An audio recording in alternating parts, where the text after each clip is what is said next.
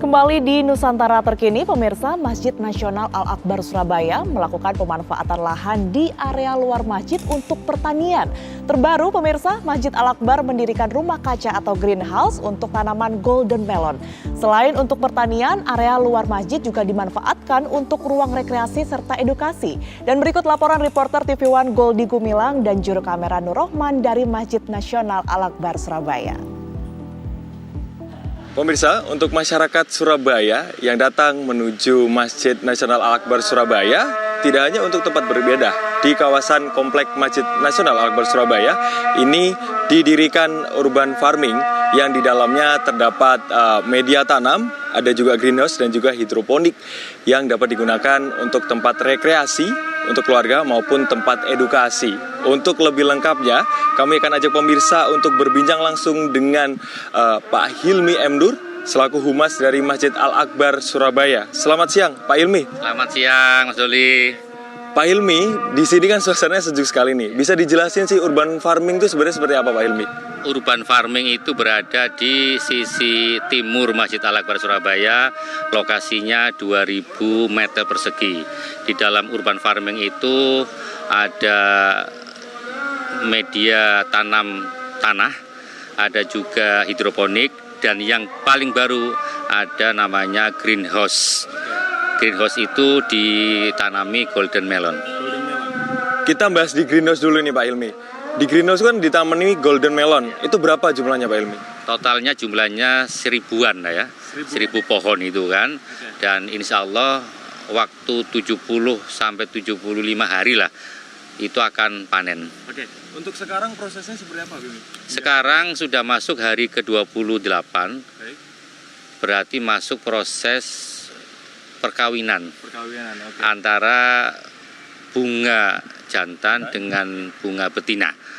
Jadi dengan proses perkawinan ini maka kita sudah akan menemukan bakal buah golden melon seperti apa.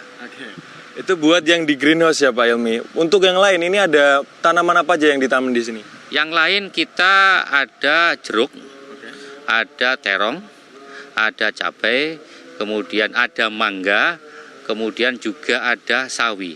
Terhitung kita sudah panen hampir 5 kali ya. Dan kalau panen pasti masyarakat senang. Karena memang semua hasil tanam di media tanam tanah ini langsung kita bagikan kepada jamaah. Kalau mereka jogging pagi biasanya pas panen kita bagi-bagi sawi, kita bagi-bagi terong, ada juga bagi-bagi tomat.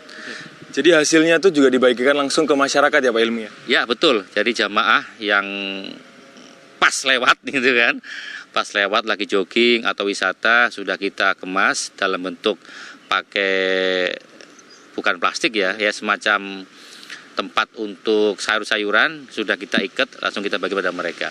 Dan alhamdulillah mereka senang. Kenapa? Karena memang area urban farming di Al-Akbar Surabaya airnya itu adalah air limbah wudhu yang sudah diproses dengan IPAL.